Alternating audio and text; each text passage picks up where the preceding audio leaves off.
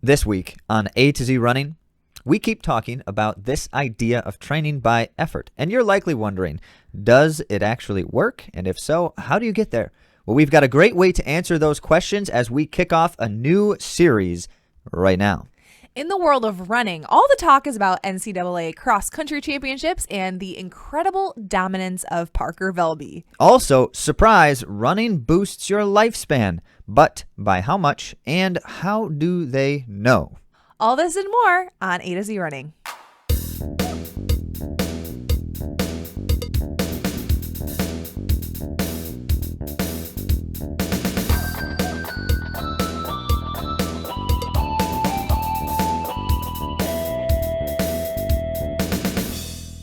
Welcome back to A to Z Running, where we help runners thrive with information, inspiration, and coaching and training services. I'm Andy. And I am Zach. And just a reminder that you can learn more about our services and support for runners at AtoZrunning.com. And be sure to follow us on Instagram, YouTube, Spotify, or if you find us anywhere else, give us a follow. Yeah. Well, I wanted to share a story that I thought was pretty relatable for a lot of runners. I was talking to a friend, and she was saying that she was filling out this health form, and I asked her if she sees friends on a regular basis. And at first she's like, oh my word, my life is so busy. And then she remembered that she runs with friends at least once a week. And it got us conversating about how cool it is to have this side-by-side time that's able to help our mental, emotional well-being as well as our physical well-being. So we just love that side-by-side time, and I'm guessing a lot of you all do too.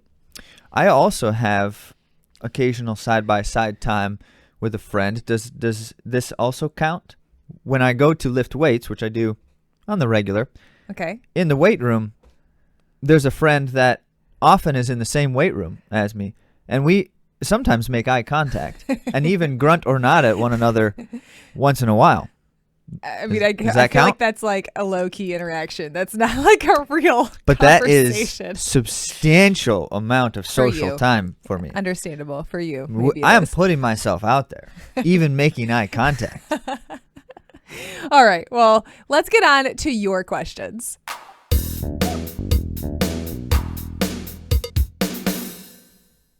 Just a quick reminder that we answer one or two questions every week on the podcast now. And so, to get a timely response to your question, all you have to do is send it via email to questions@atozrunning.com. That email address will get you all the answers to all your questions anytime. That is a really big claim. Prove me wrong.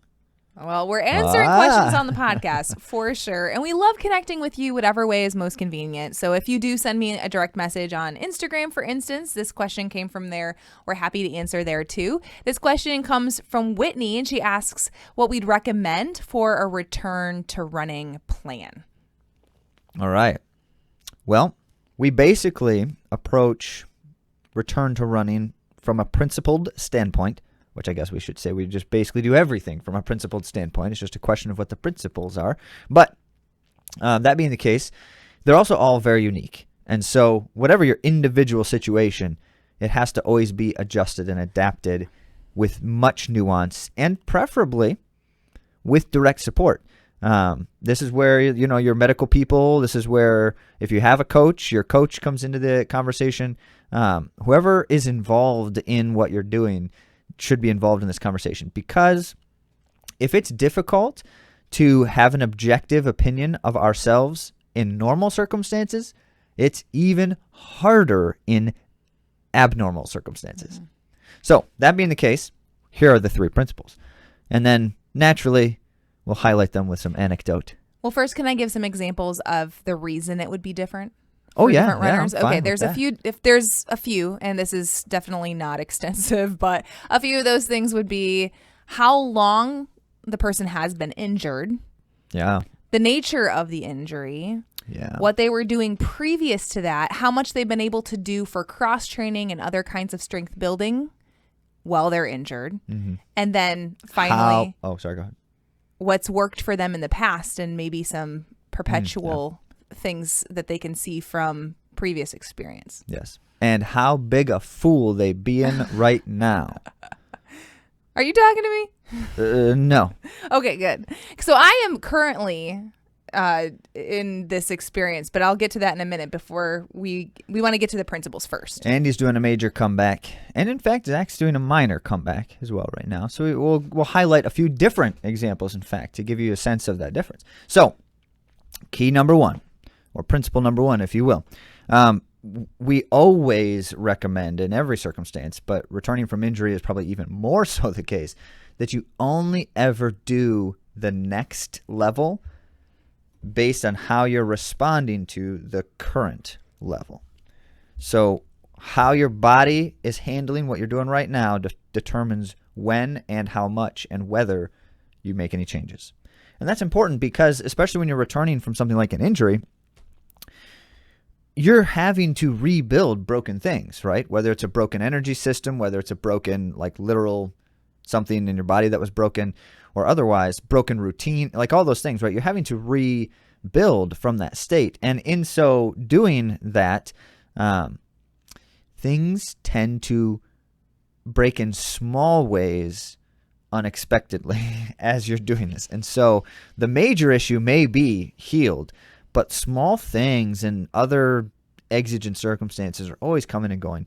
And the most so when we're coming from a state of disruption. So we have to be cautious and careful. That's the first principle. Number two, focus on being strong and moving well first before you think about building up training. And that, of course, is a part of building up training. But the point is, you need your body to be strong enough to handle more, whatever that more is, and you need to be able to move well, comfortably, and accurately, like correctly, as best as possible.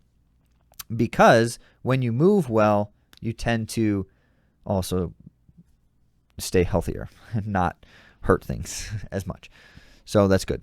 And then the last one is avoiding extremes. We just say this about everything, but just never do anything until you're ready for it. And generally, if it's something quite a bit different than what you've been doing, it's too much. It's too different. So a little bit different is good. A lot of bit different is high risk, very low reward. Yeah. So if you wanted to incorporate some cross training, for instance, it should be a cross training. If you're going to do it like more than 30 minutes, it should be cross training that you've done before. So you wouldn't want to incorporate, because you're super excited to get back to things like, what's a good example? I guess rowing for an hour. Like Andy did? No, I was only able to do a short while because my body told me so. Hands but were bloody by the end of it. It's true. It actually was true. But what I'm saying is that's also a consideration. So like extreme, that's an example of it. You don't want to hop into some other kind of thing that you haven't been doing in a large quantity. You want to be gentle with yourself in all the things. And maybe you haven't been doing strength, and to be a healthy runner, you need to incorporate strength. Well, that doesn't mean that you're going to go hit the gym really hard and do a huge session when you haven't been doing strength training yet. Well, so you have to be gentle. Unless you want to be hurt again with something else. So that was my example. Yeah. So there's a lot of layers then, of course, to that. But those are the principles that guide our decision making. And then to your question, Whitney, what's our plan, our return to running plan? From those principles, it is always different for every person. We have never had the same situation for any two runners returning from any kind of major disruption. So it's going to potentially include some of these other elements. And this is where we get into like, what are the different kinds of parts and pieces that are involved in achieving those principles, right? Oftentimes we use run-walk approaches because building strength is key, moving well is key, but we can't do too much. And so we do things like 3 minutes of jogging, 1 minute of walking for 30 minutes. That's obviously not a lot of running all told, but you get that kind of that constant disruption, which is very helpful for a number of reasons. And it's a very minimal stress on your system to do something like that. And you build that up over time. And it's more time that you're moving as well, which is a benefit. It is, in fact. Doing all the things that, like the rehabilitative things, beyond the protocol limits. Like the idea of, it seems like you're healed, you don't have to do that stuff anymore. Well, it might be a good idea to still do it. And if you're not doing exactly like the rehabilitation protocol that you were given, doing functional movement exercises, which is probably a large part of what you were doing with that protocol, those things absolutely need to continue to do. Mm-hmm. Yep. And I will want to reiterate, like, only increasing on your body's ability to handle each step. Mm-hmm. And it might be frustrating. So, yep. Speaking from experience. Yep. And that's where it's like, there's going to be a situation, for example, your coach says, all right, this week, let's try these things. You get, halfway into it and it's clear based on how your body's responding that that's not great. Well, just because your coach said it at the beginning of the week doesn't mean you should continue doing it when you're not handling it well. Best scenario there is you reach out to your coach and say, this isn't going super well. What should I do? And certainly being willing to make those kinds of decisions at any moment along the way. Because when it comes down to it, you're returning from a major disruption, whatever the cause of the disruption, the key is not getting back as soon as possible. That's a recipe for disaster. The key is getting back. However long it takes, whatever that looks like, getting there. Okay, Andy. So I promised sharing my situation. So as a case study, yeah, for what to do and not to do, or just what to do. Well, I'll give you both, I guess. Okay, all right. I do run walk when I start back from injury. Well, lately I have, because they've been significant. So my most recent injury, I was not able to run for 13 weeks, which is substantial. And during that time, I was not able to cross-train in my normal ways. And so I was at one of my weakest points. Even after my hip surgeries, I was still able to move and do quite a bit. But this specific injury was horrible. I was in pain with any of those movements. So I came from a very weak point. So I did the run walk, and I had to run just little bits at a time and see. And there's my first 2 weeks back to running, I probably ran a total of 20 minutes. At what point were you just basically just running in place? Oh, you did a lot of that. I did do that. That was, yes. So Andy found, I got to give the outsider perspective. Andy discovered with the nature of this injury, it was a scenario. This is what we do with these kinds of injuries. We test movements, and you try to find a movement that does not aggravate anything. Not just while you're doing it, but also how do you feel the rest of the day or the next day. And she discovered eventually, with a lot of trial and error, that if she did this kind of like little mini jogging in place, basically, like without really trying to propel herself forward, that it did not bother her injury site. So Andy would we'd go to a playground with the kids, and Andy would spend like half an hour to an hour jogging around this playground, and it would take her like half an hour to just make one loop around the playground. I don't want to brag, but I ran a slower mile than Molly Seidel's that's not a boast. Record. Andy was deciding, I just think can that I people run the just want slowest mile? If anybody tried to do it, they'd be able to as well. But that's besides the point. The point really is that I didn't allow for my return to running to be uncomfortable, like to be painful in the way that I knew was going to be setting me back. So I found some things to do they weren't really building me up aerobically, unfortunately. Well, they usually aren't at the early stages. It's just strength. Try to strengthen your system. Yep. And then I bumped up to continuous running once I was able to run without any pain, and my stride didn't have to be a certain way in order to not experience pain. And I was doing like 20 to 30 minute runs every other day. And that took a while for me to build from there. I don't remember how many weeks it was, but it was based on my body's responses. And so now I'm up to 5 or 6 days a week, and I'll likely be looking at having something official. But right now it's pretty unstructured depending on how I feel each day. So I have a lot of things with like my, because of my hips, there's some like achiness and things. So I measure what I need to do based on that. And I want to feel good when I'm running. That's my goal. I just want to run free. That's most of our goals, I think, to be able to enjoy and do this sport that we love so much.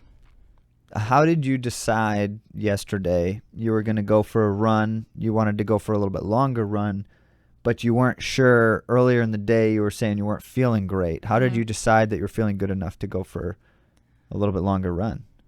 Or did you make a bad choice? No, it actually was the right choice for me. Good.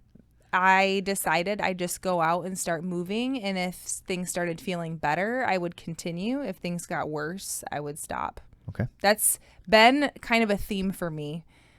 A lot of times I will go and I will start, and it's pretty evident, like when things get worse, that you should stop. So yeah, and it's very interesting because there are a lot of times that things start to feel better and more smooth, and so a lot of, because I have joint issues, so joints like to move and they start feeling better as you go sometimes. So I've had to learn that, but also not be stubborn. If like there's something that's kind of like lingering and holding on, I'm like, maybe it will disappear. So there is a lot of keeping an eye on things that I have to do while I'm running.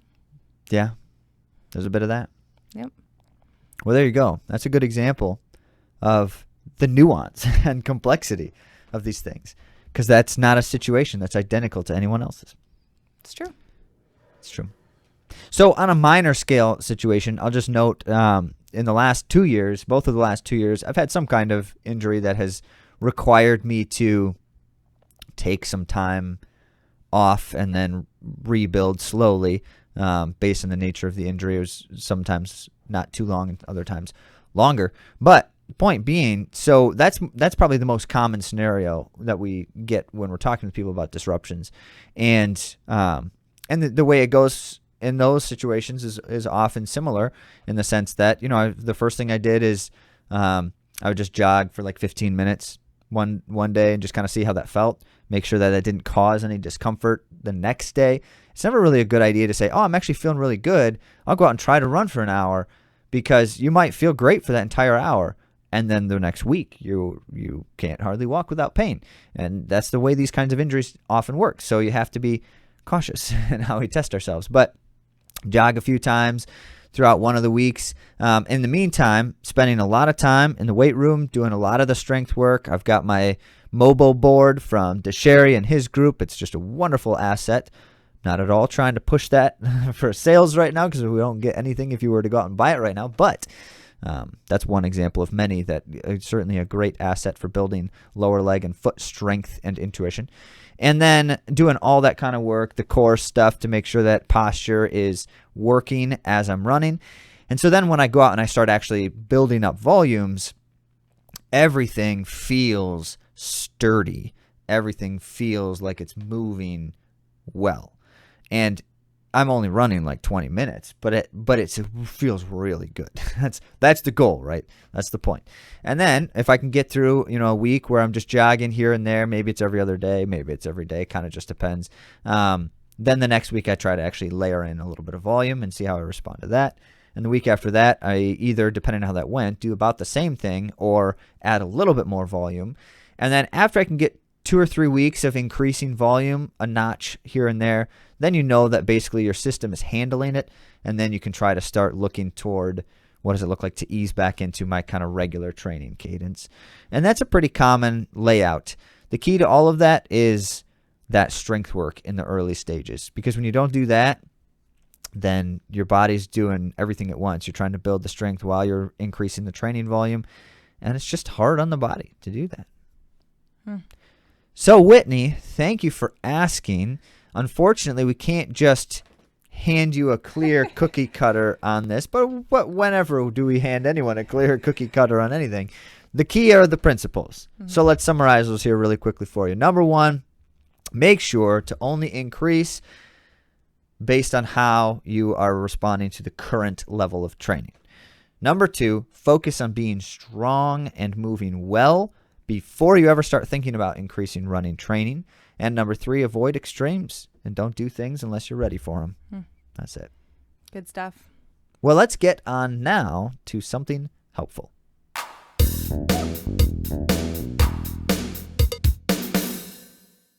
So as we teased in the introduction, we have been talking ad nauseum to some about this principle of training by effort. And if anything, go back and listen to episode 136 to get our full explanation of how to train by effort. That, I believe, is that our highest downloaded episode ever? It might be. It's number one. It's number one. No, not anymore. Okay. This one's number one or number two. Okay. But there's a reason for that. So we don't say that doesn't mean anything to you. You don't know how many downloads we get on our episodes. The point is, there's a reason that episode is one of, if not our most listened to episode. And that's because that content is what's defining when we talk about intuitive running and training. How do we do that is really challenging. And so it helps for all of us to get some clear explanations of those things. We read a lot of material from a lot of running authors on these topics for that very reason. Well, we're not going to answer that question right now, how to train by effort. We'll summarize it briefly in a moment. But what we're going to do with this series is we are trying to bring to you the perspectives of how to then actually, in practice, achieve that. So we've given you the principles, but what does that actually look like when a runner is doing the thing? Because it's difficult. And so what are the challenges we experience and face in trying to do that? What are the benefits? What are the obstacles? What are the successes? And so here's what we're going to do. This week, we're going to just lay it out for you, kind of give you the explanation of the approach we take when we're supporting runners or trying to coach a runner to move in the direction of intuitive training. And then for the next however many weeks we have them, we're going to share with you interviews with runners and their experiences with these training principles. And it's going to be awesome because you're going to get all sorts of different explanations of the experiences. They're not all the same. And some have had a really great experience and a really seamless time integrating these kinds of things. And others have found it very challenging. But still had results. Well, I'm not to say that it can't still be positive, even if it's very challenging. Yeah. The point is, these things are complicated. And how better to navigate those challenges, but to talk in context with the people who are doing the stuff. So we're going to bring that to you. More on that next week. Right now, what we want to do is kind of lay that foundation, starting with a very brief summary of what we mean when we're talking about how to train by effort. So first on the list, you have to learn the distinction between how I feel and how much I exert. We talk about that all the time. How I feel is not the same thing as how hard I am running. But how hard I am running produces a certain feeling. And so we've got to be able to separate the two and understand how they interact with each other to achieve that goal. The really cool thing about that, too, I want to say, separating how I feel with how much I'm actually exerting, is that you can learn how to feel better while you're running at higher efforts. Does that make sense? I'm not sure. So keep going. Yeah, because a lot of times we equate our effort by how good we feel. Yes. Right? But in actuality, so for instance, I used to think that I was running easy when I was not. Because I would run with friends or I would just be rolling and I felt so good. Well, that was the comfortable rhythm. That was the comfortable rhythm you had always had. But the effort was higher than I was really accepting. But that realization allowed for me to replicate how I felt. So I would choose for situations that I would need to run a higher effort, or in races, I could put myself in that frame. Mm-hmm. And it also was good to know that I can run high efforts and it can feel good. Mm. Okay. Does that make sense? I mean, it makes sense. There's a lot involved in that. There is a lot involved in that because feelings are deceiving. But in principle, we gotta figure that out. We have to be able to feel and exert in those kinds of ways. So that's a piece of the puzzle. Now, we do talk about using data, and there are data that are helpful in learning these kinds of distinctions, but we are an intuition first approach. And so our goal is to be able to do the thing without the data, and then have the data to inform us for the next time we do the thing, is kind of the way we view that, if at all. Now, you're going to hear Zach talking lately about maybe we should throw all the data out. And that's extremist. I am a bit of an extremist at times. And the reason I'm about that perspective often is because the data cause so many problems for so many runners. I don't know why we're trying to mess with it then. So if they are causing you problems, get rid of those data. And so throw out the watch. And it doesn't have to be permanent. It doesn't have to be a long-term solution. A good example is a runner. I've said this story before, but a runner that I coached in high school went on to run collegiately, and very successful high school athlete. Great success collegiately, but he was having trouble kind of getting to a next level. He had reached a point where it's kind of stagnating, not necessarily stagnating, but just couldn't quite move beyond that, right? And he's telling me, like, I don't know what the issue is. Like, he's doing all the stuff in training, and everything looks like he's in X capacity and capability, but then the race results just aren't coming. And then, there's other scenarios involved. And so one of the comments I said finally was, you know what? Pick a summer. And so I'm not his college coach, right? So I'm not going to try to tell him what to do anywhere contrary to what his college coach is. But instead, there was an area that I could suggest that fit fine with what his college coach was doing, which is this summer, in the middle of the summer, when you're just kind of doing your solo conditioning stuff, don't ever wear your watch. For 1 month, no watch. And he did it. And I'm not saying it solved all his problems, but it helped in a lot of ways, and maybe solved all his problems. No, I'm kidding. But so that, that's where it's like, okay. And then he went on to kind of doing what he normally did after that. And it helped. But it helped get over a certain kind of situation in that moment. So the data are causing us problems in many instances, and we have to be able to recognize when they are helping and when they are not, and what we should do. We don't want our data to tell us how we feel, or to tell us how we're exerting, right? Right. So oftentimes people have, and we've talked about this in several podcasts, people have reactions negatively to the feedback that they're getting from their watch. And whether they're running too fast or too slow or whatever the data may be that doesn't match, it's called the mismatch theory. If it doesn't match what you think it's going to be, it causes a reaction. Yep. So it's typically not positive. So if we can avoid doing so and really tune in to what we need to tune into, we can have greater success. I've had greater success running without a watch in races than I ever did looking at my watch. Mm-hmm. Yeah, I'm glad you remembered the name of that. I always forget it, and I'm always racking my brain. What is it? A mismatch theory. That's what it's called. Yes, we need to stop letting that happen by our deliberate actions, and that's one consideration. So that's a piece of the puzzle. We talk about that quite a bit. And then, as noted here, then understanding how to exert exactly the right amount of effort for today's goal, to achieve that goal.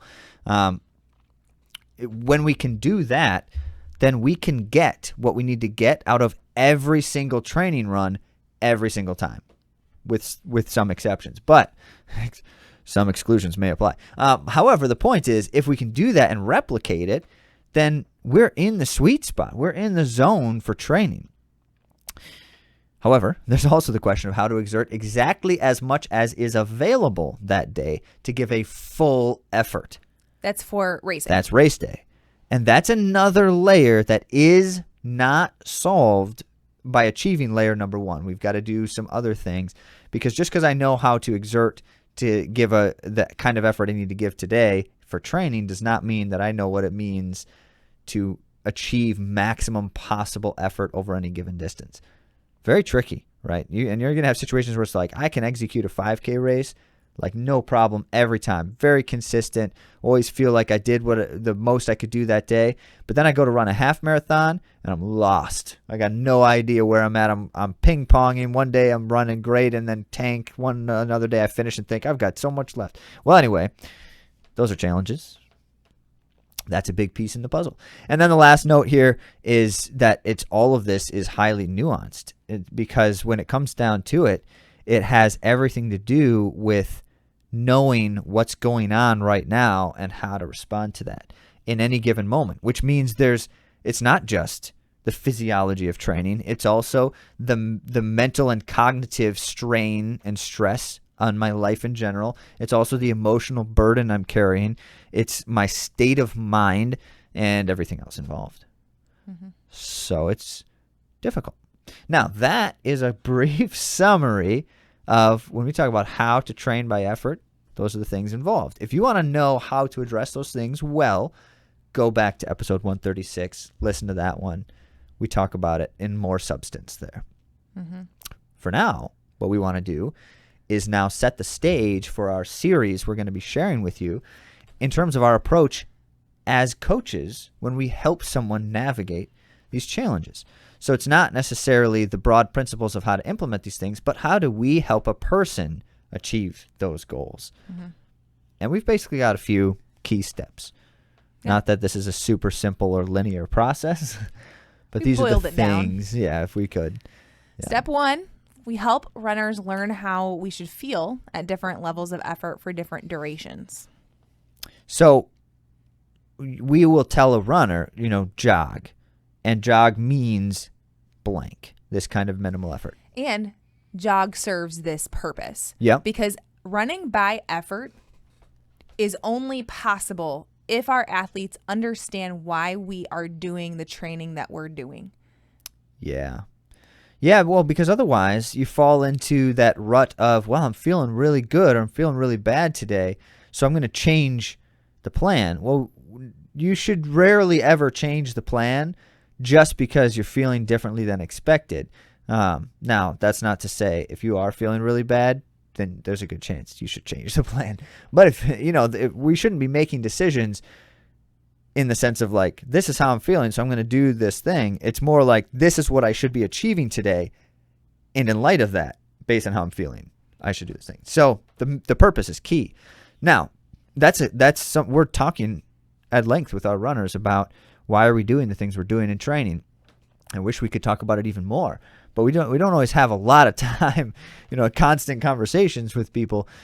Instead, it's a question of what are we trying to do right now in this moment, and how should we be feeling while we're doing it? And this is the key, because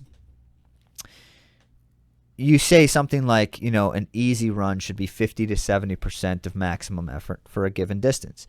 And then the runner comes back and says, well, how does that feel?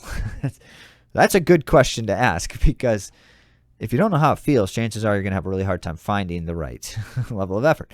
So we have to have answers to that question, and we do. So we're going to talk with runners about, if you're doing this workout this day, here's how you should be feeling while you're doing that. And then we say to runners almost every time, we say, now go out and try it, and then tell us how it felt. And we'll talk about what you should do differently next time.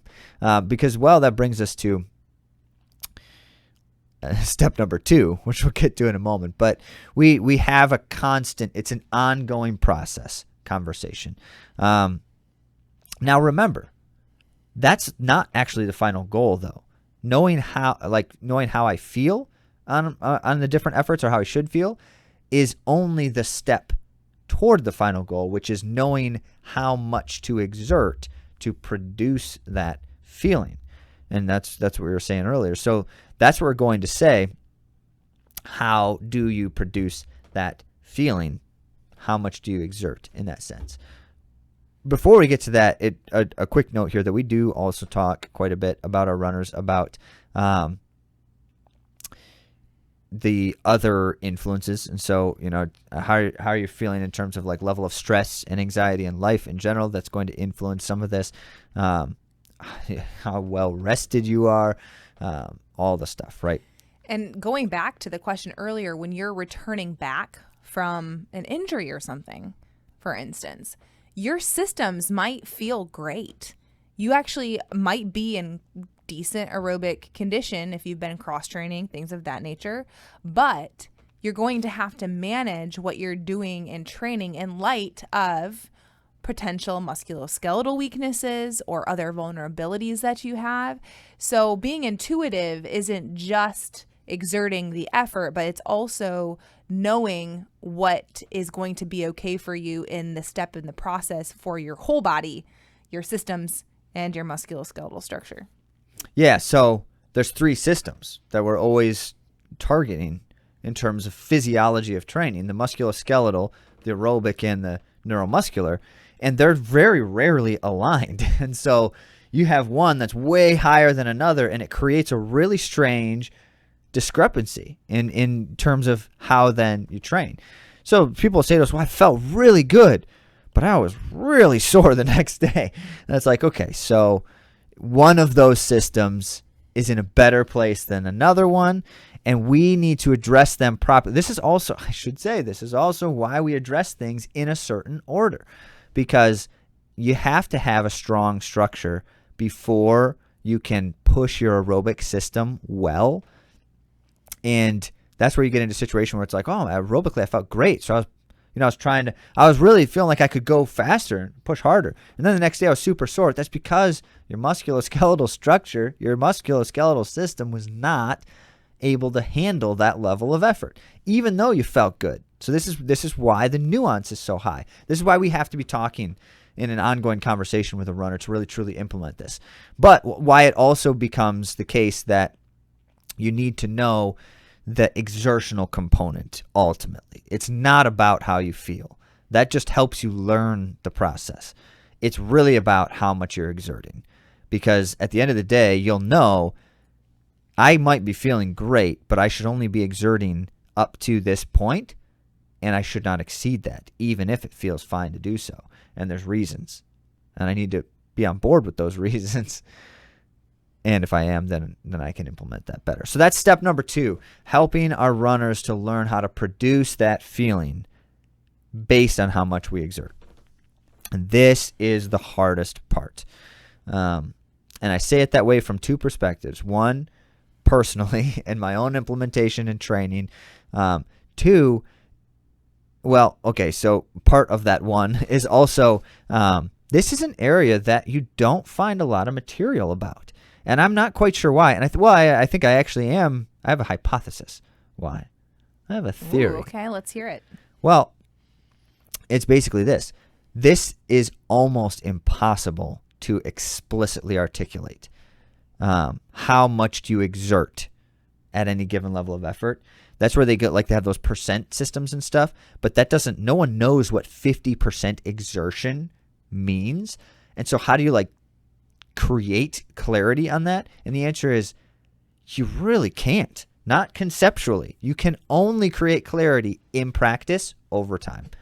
And that's why it's so difficult. So that's the other layer of it is with our runners, or not just our runners, but any runners that we've talked to about these things, when we start talking about this idea of exerting so much up to a certain point or within a certain range for an effort level, that is not something that most runners have any clear sense of naturally.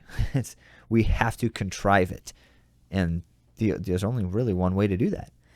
Trial and error. Repeating efforts over time. And also having a process for which you are evaluating these things. When we were doing our conversation with Steve Magnus's book, what was that called again? The Science of Running book? No, or the other one. The Passion Paradox book? Mm-mm. We've read a lot of his books. I don't know which one you're talking about. So the idea is that you name the things that you are feeling. so that you can create these pathways that you know and can identify what's going on. So for instance, I am feeling fatigued. I'm drained. I feel upset. And I go for my run and I'm thinking, man, my body, like, I just feel bad. Well, to identify what is feeling bad and to identify what I can do in that run exertionally based on the whole, I can say, oh, well, that's not a running thing. And I can like put it to the side. Okay, that burden I'm carrying, I don't need to carry right now. Oh, maybe I'm just feeling a little bit like down, and I can lift my body up because my posture was reflecting my sadness or something. So I guess what I'm saying is that you learn to label things in a way that's purposeful and helpful and being intuitive in your run, because just because you feel terribly during the day doesn't mean that you're going to have a bad run. It doesn't mean that. And maybe you'll start and you need to start with a longer warm up if you have a workout day. Maybe it takes longer to get into the right zone and to be in a space where you can understand what's going on with your body and have the right effort. But that is part of the building intuition is being able to notice things that are going on in your body and mind. Yeah.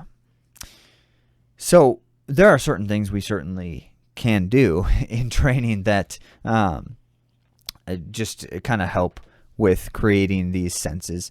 A good example of this is something like the fartlek workout, which is, it's kind of like a low stakes opportunity to play with efforts, because our goal with the fartlek workout is to experience the full spectrum of exertional efforts.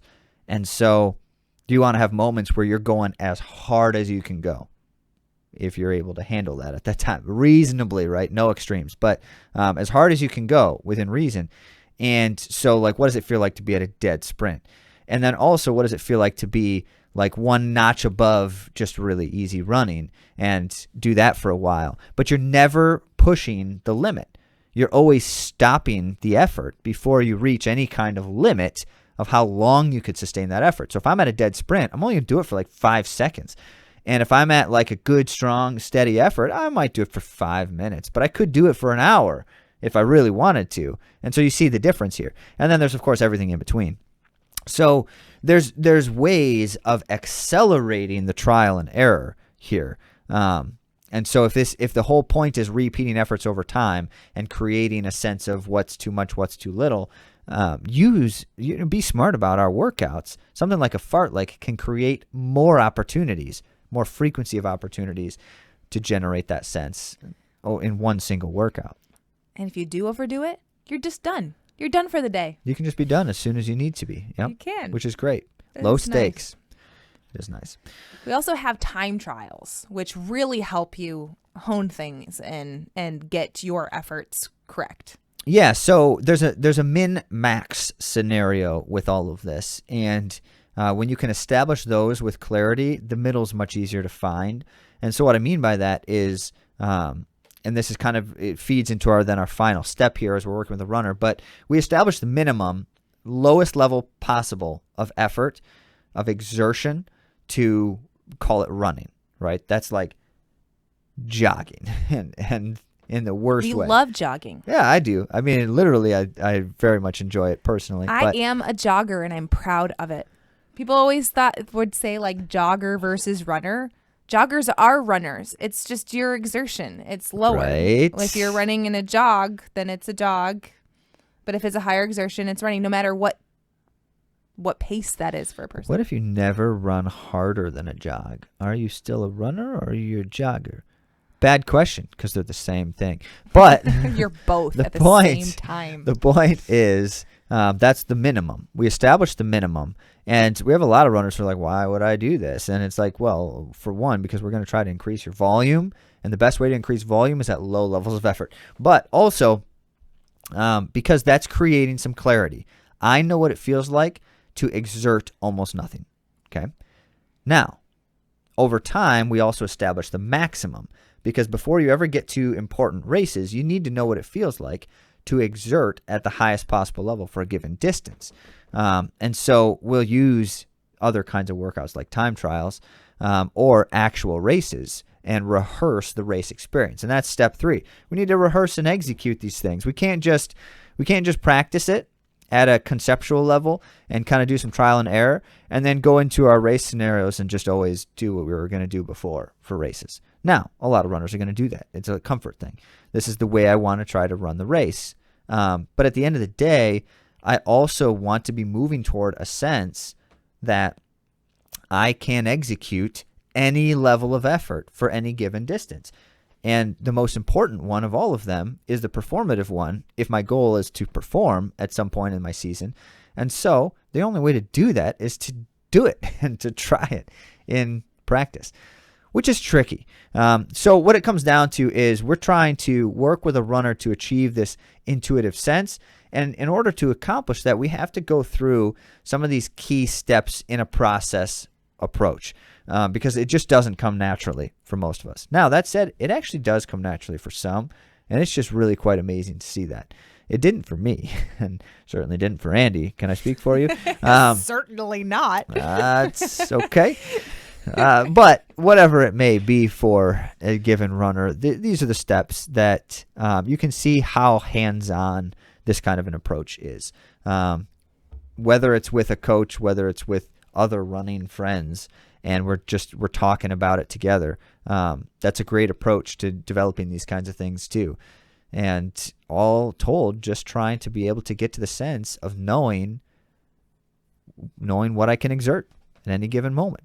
And I should provide the caveat because Andy was saying it earlier and I forgot to make the connection then. But it's not just about like, so you say, okay, how am I feeling today is not the thing that should decide it. It's how much I can exert. But what you get is you get this sense of as I am exerting, I can tell whether it's too much or too little for where I am today. And that's the key because whatever's going on in life, whatever's happening to me physiologically, mentally and emotionally, and all the other stuff, it's just not going to produce the same results one day versus another. And so understanding that when I am exerting, I have some options available to me. I can exert more and less, and I should do that deliberately at all times to get to the right zone or area. But also, I can change what I'm doing in terms of how I'm exerting. And Andy talks about this so much and so articulately that we can feel better without doing anything more than changing how we're moving. And wouldn't that be nice? And so that matters. And we can address those things too. We talk about that. So what we're going to do here, we've given you kind of a sense of how we approach this with runners. Now, don't take our word for it. We're going to bring runners on the show who have worked through some amount of time, and some have done this for a substantial amount of time, and some have only done it for a short amount of time. And that's part of the beauty of doing something like this. We're going to bring them on here in the coming weeks to share with you how they have navigated these things and how they have been able to navigate them to a point of success or where some of those challenges and obstacles have come along the way. And then you'll find out if it actually works. Yeah, it has been a really great journey for us personally. So maybe we should share our stories at some point too. But it's a really freeing thing to be able to run based on what you're able to give and what is required for you for adaptations. Because oftentimes runners don't realize that they're exerting more than they even need to in order to get the adaptations for specific running. I mean, there are times that you do need to exert, but that's not always. So it's a combination. Running by effort is a combination of knowing yourself and being able to feel the exertion and be able to hone that, but also understanding training. So that's why we created AtoZrunning, because we believe that we're all better runners, understanding the sport better and doing it in community and sharing our stories. And what better way, except for with us? Well, we sure appreciate it. Well, we have more to talk about today, but it's going to be about the world of running.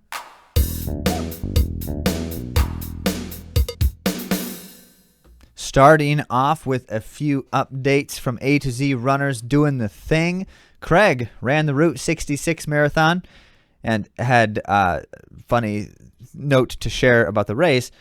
Given that it's called the Route 66 Marathon, one would expect, incorrectly, that you spend a decent amount of time on Route 66, the roads. But, in fact, he said it was a very, very brief moment in time, like maybe even like hundreds of meters at most. So that's kind of funny. But great work, Greg, Good running job, the race. Craig. And Mallory ran the Philadelphia Marathon. She said Nice that her work medal out there. actually rang. It has a bell on it, and it Oh, rings. and it tinkles? I don't think that's the right word. I don't Yeah, think that's if, the right if, word. if it's a little bell, Jingles. Jingles. it's a tinkling bell. No, right? I don't think so. All right. Allie ran the Western Michigan University Turkey Trot 5K. Third overall. Nice work, Allie. Ben ran the longest running race in Michigan, Not in like length of race, but having gone on for the most consecutive years. which is 56 years. 56 years and going strong, the Dowagiac Turkey Trot 5K. Just doing kind of like a fun thing with his kids. So that's fun. Nice work. Very Ben. cool. Next up, the NCAA Cross Country Championships. We're going to start with the women. Oh my goodness. Zach is super excited. There's so much to talk about with this event. He spent an unreasonable amount of time It was not digesting unreasonable. this stuff. It was only a weekend A weekend. and a day. It's- Well, let's start off with what everyone's been talking about, and I'm sure if you have a pulse on any running news, this is the big thing that's been popping up. Valby Mania. Parker Valby. See, Zach's so excited. She won in a very dominant fashion. So Valby Mania is like a thing, right? I You're not didn't know sure? this. You're probably like president That's of the just fan what club everyone or keeps something. talking about. No, I certainly am not, because there's a lot of people that are a lot more knowledgeable of this fan club than I am. And it's probably a social media thing, which is why I don't Oh. really know what it is. But the point is, Parker Valby's got a bit of a following. And for some time now, people have been like, when is it going to finally happen? Well, last outdoor track, if you recall, she won the 5,000 meters. But a lot of people were like, well, Caitlin Tui should have won that race if she was like there and on. But she kind of was falling apart at the end of the season and having a rough patch. And so then it was kind of like a question.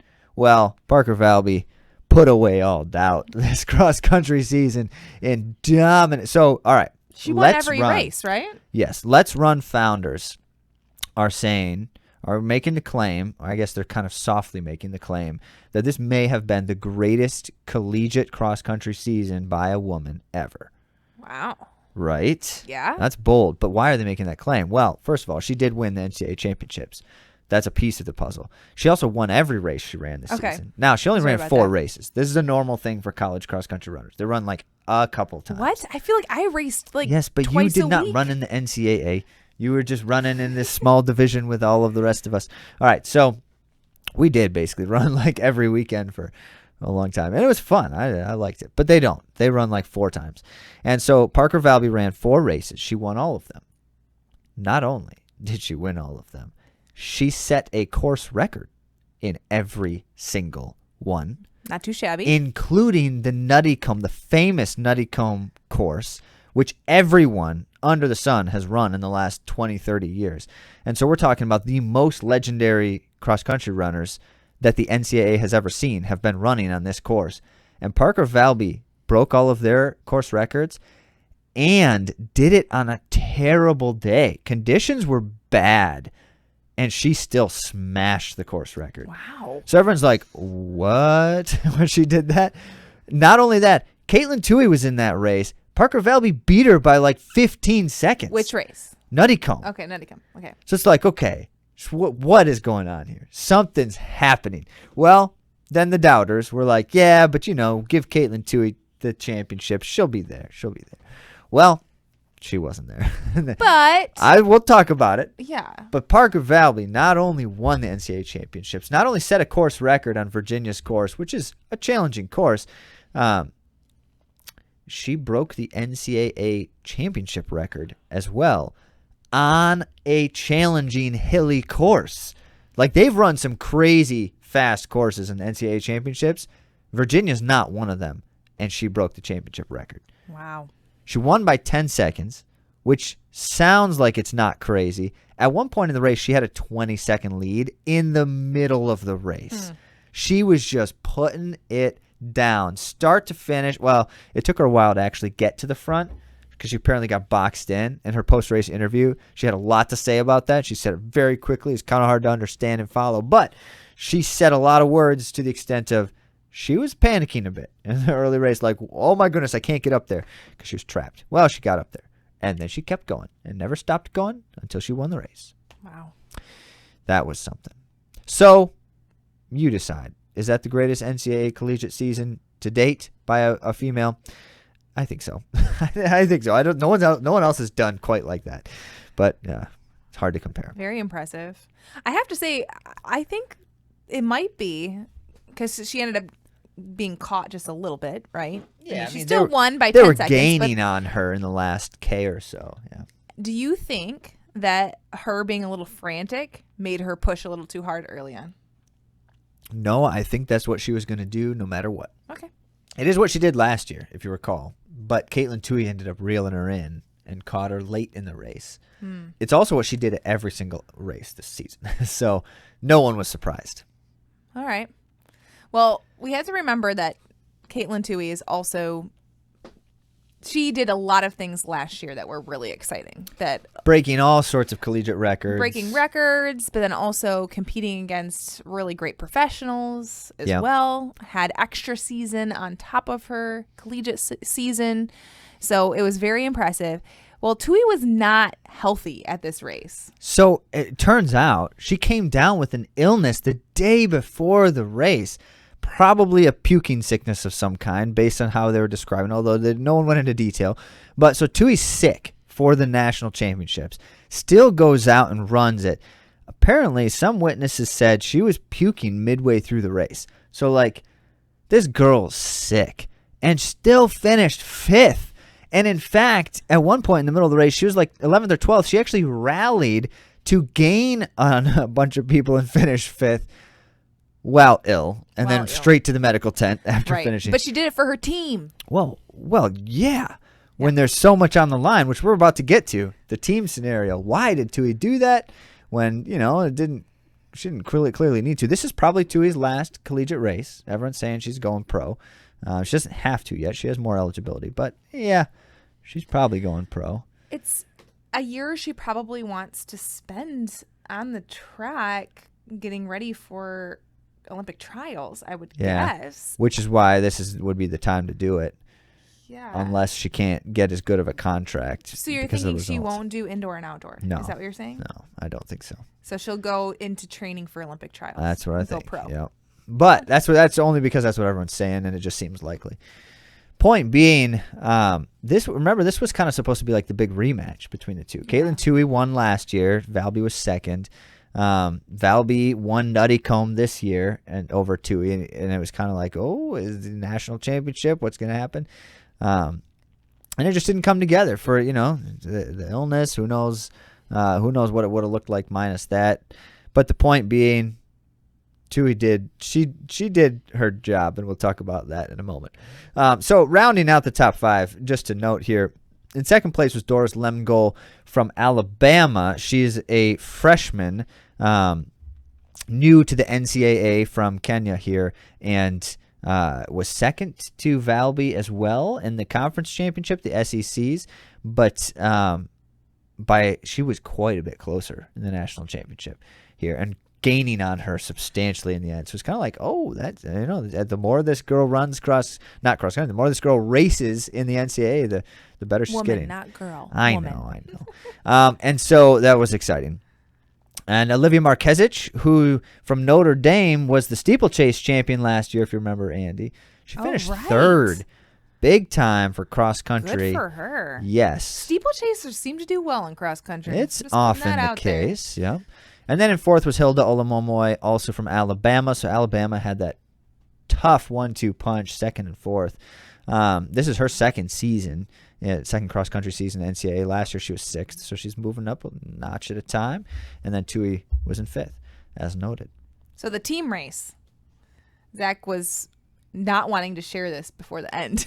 I didn't want to give it away. Didn't want to give it away. But the winner, NC State. So this is why Tui was willing to push through so much. Because NC State, 2 championship titles in a row, was going for their third, probably Tui's last season, and they were down their second runner. Their number 2, Kelsey Camille, was injured, and they announced 3 days before the meet that she wasn't going to be racing. And everyone's like, oh my goodness, there's no way they can do it. NAU, Northern Arizona University, is currently ranked number 1 coming into the race. And they deserved it. They were dominant all season. And so for NC State to be able to pull off this title was already an uphill battle. And then Kelsey Camille's down with injury, and she's like top 5 national finisher. Like, she's not just their number 2 runner. She's top 5 overall, and she's out. And then Caitlin Tui's sick. Come race day, like, it's all falling apart around them. And so Tui is grinding through the worst of it in this race. She only, quote, only finishes 5th, and yet NC State wins the meet over NAU by 1 point. Woo. In cross country, that's 1 person. That's amazing. You pass 1 person. NC State or NAU passes 2 people, they win the race. They pass 1 person, they win it in a tiebreaker, because they also would have won if it came down to tiebreaker.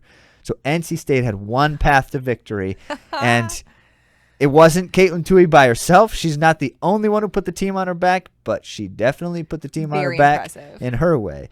And then what else was going on there? Because how do they do this? How do they do this without Camille? There's no way NC State wins this race without Camille. Well, Amaris Tanisma, who is a transfer this year to NC State, in a big way showed up. She actually has not finished a race this season. She's dropped out of every race she's done for different reasons. Who knows exactly what and why, but the point is, it's a huge question mark. She's for sure their top 5 on their team if she finishes a race. Well, not only is she top 5 on their team, she's 2nd for their team. She's 25th overall. That's impressive. So she put the team on her back.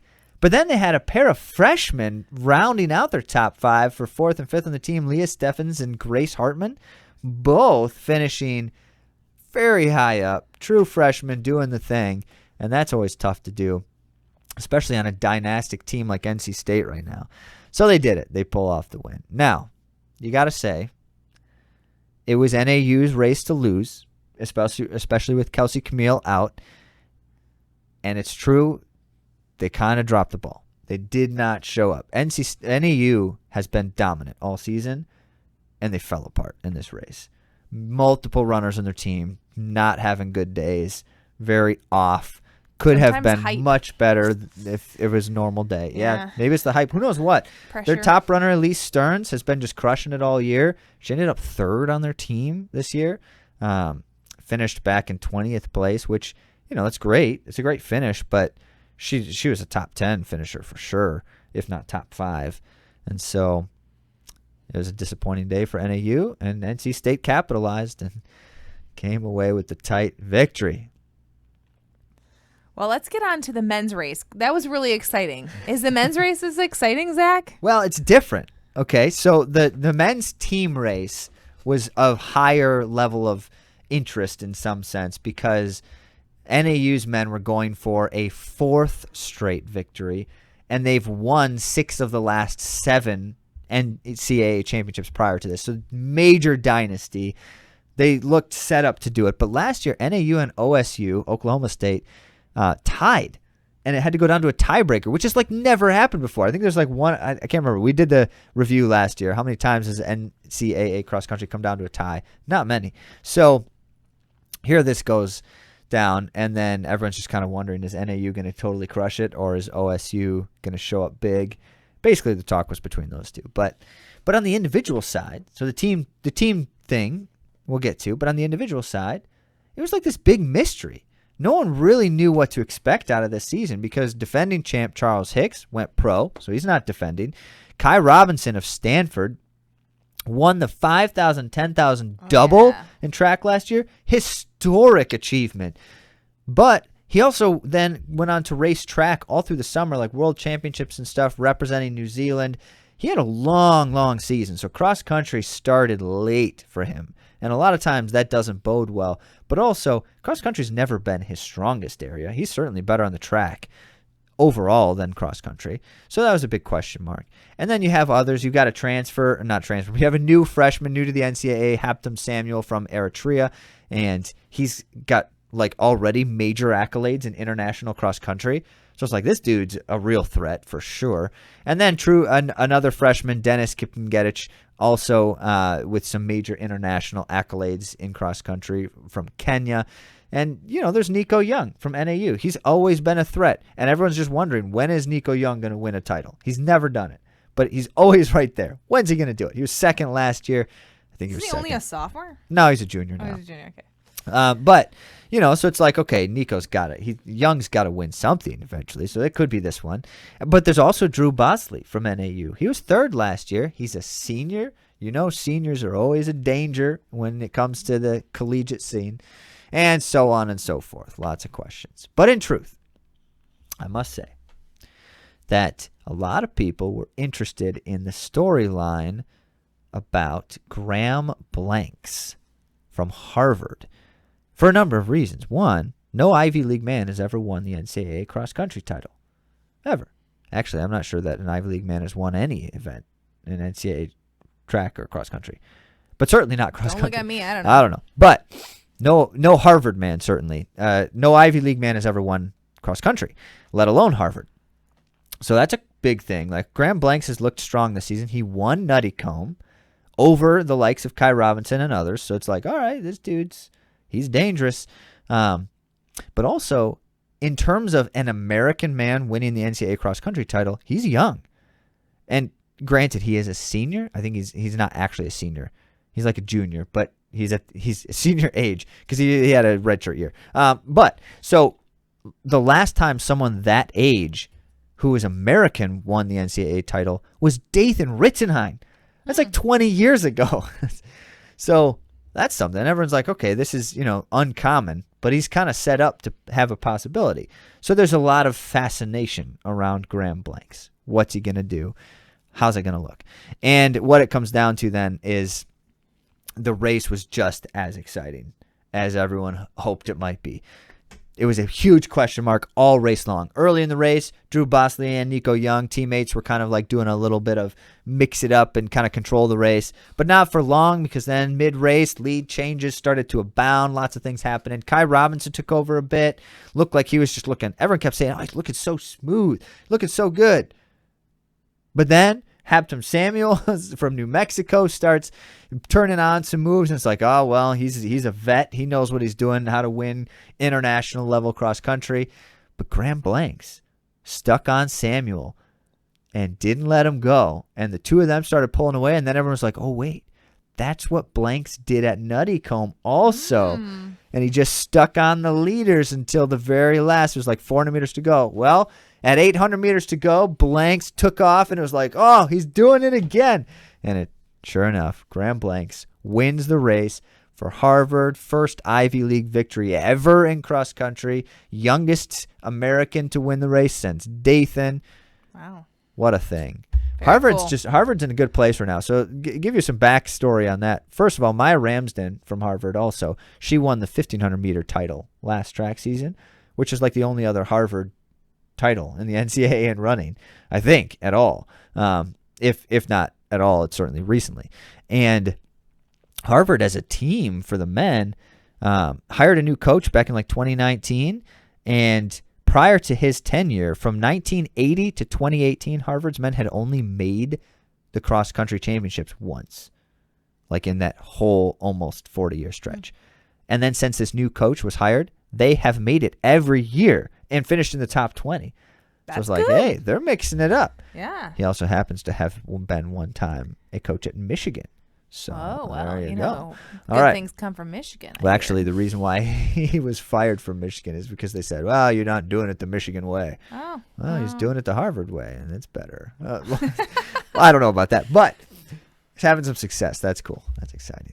So let me just quickly note the rest of the top finishers for the individual side. Graham Blanks won it. It was Samuel in second, Kai Robinson from Stanford in third. Dennis Kipnigetich from OSU in fourth. Bosley and Young rounded it out with fifth and sixth for the NAU 1-2 punch. But then the team race side. This is where things just got absurd. Absurd. Okay. So NAU was definitely the favorite coming into the race because they won that tiebreaker last year with OSU, and then they're even stronger this year with a few transfers and things, just looking really good. They've been great all season, but OSU brought in some new international talent who were kind of untried, debuting in the NCAA, but at the same time, veterans in the sport. And so they've got international experience in cross country, super fast track times and things. So everyone's like, okay, if they can clip in to whatever Dave Smith's doing at OSU, they're going to be real dangerous. Well, they turned out to be real dangerous. And at that, things just happened in exactly the craziest possible way. First of all, OSU put 5 guys across the line in the top 15. What? 5 guys. So of the top 15 finishers in the entire NCAA cross country this year, 5 of them were OSU. That's bonkers. That is bonkers. Absurd is the word you use. In fact, absurd. Because you only score 5, they scored 49 points. That's the lowest score since 2003. Lowest score in 18 years. And prior to that, there's only been a couple of other times. Low score wins for those of you who aren't familiar. Low score wins. So that's huge. They put 5 in front of Northern Arizona University's third runner. That's nuts. Which was the team that everyone was like, that's the team to beat. Northern Arizona University scored 71 points to OSU's 49. 71 points would have won the NCAA championships almost every year in the last 18 years. NAU has won it 6 times. They've only scored under 71 like one of those 6 times. So they should be able to win a championship. They have 5 guys in the top 25. How do you lose a race with 5 guys in the top 25? Well, you lose it when the other team puts 5 and 15. That's how. Wow. This is the lowest second place team score since 1963. That's how crazy this was. So OSU takes the title. There's a lot of talk on the message boards about that, whether for or against. Some people are super fans of OSU. Other people are like, they shouldn't have won it because they didn't want them to. Whatever the case may be. Don't go to the message boards. It was crazy. It was really something. So, just a quick other note here that third place was 125 points further back. So those two teams just owned it. They owned. I mean, think about it. 10 of the top 25 finishers in the entire race were from those two teams. Wow. Like, that's crazy. So BYU with a good showing for BYU, especially for their team has been on the podium a lot lately. And they turned out, they ran well, but they weren't up there in the same way as those other teams. They ended up third place. One other note that I just wanted to share. 5th place finisher was Iowa State. Coming into the race ranked 17th. They just turned it up. That's really cool. That's awesome. That's always fun. Stories abound. We're running out of time, so we got to stop there. Yeah. But it was a really exciting meet to watch. We literally paid for the subscription to whatever the thing was where you have to watch it. Paid for it so we could watch the race, and then canceled it right afterwards. Whatever that fee was, it was worth it to watch that race. Yeah. Well, our final bit of news we're just going to do really briefly, but it is a story that could have to do with you because it's a story about how running boosts the lifespan of runners by 12 years. 12 years? Yeah. There's some new research. How much do you have to run? 75 minutes per week. Oh, is what they say. That's doable. 75 minutes per week can add 12 years to your life. That's according to a new study that was published in the International Journal of Environmental Research and Public Health. Okay. So what they did there was 4,400 subjects, and they compared people who ran 75 minutes to those who ran less than 10 minutes a week. Okay. And they didn't, I have to clarify, they didn't measure actual mortality. They looked at cellular aging. Yes. So I'm not I'm not a scientist. There are indicators at a cellular level of decay. Mm-hmm. And I don't know exactly what they're looking at when they're looking at it. I thought it was specifically certain DNA markers within the cell. So it's telomeres, if I'm saying that right. They're the end caps of chromosomes. That's it. And so telomeres protect our genetic material during cellular replication and division. So you're able to see if they're shortened or if they're broken down. Yep. And so the preservation of these telomeres are what they're seeing as indication for longer lifespan. So that's how they're measuring this. Yeah. So it also prevents the risk of various chronic diseases.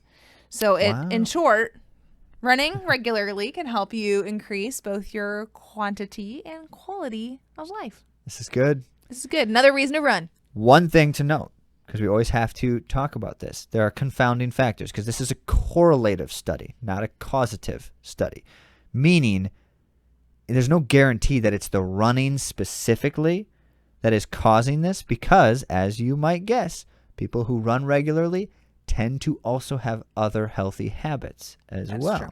Yeah. They tend to eat healthier than people who don't run ever. They also tend to have more things like routine in life and discipline and self-discipline in various life habits. And that's not to say that runners are, the best of all people, although we might be. But that is to say, a study like this gives you some clarity in terms of correlation, and we always want to associate those things. It's also it's really interesting to see, how they detect such things. Mm-hmm. And looking at the telomeres, that's been a way that they've actually been evaluating a number of things. Mm-hmm. Well, that's all we have for you this week. Thank you all. Remember to ask your questions. Send your questions via email to questions@AtoZrunning.com. Do it now. Do it. Thank you all so much for joining us, and we'll talk to you next week.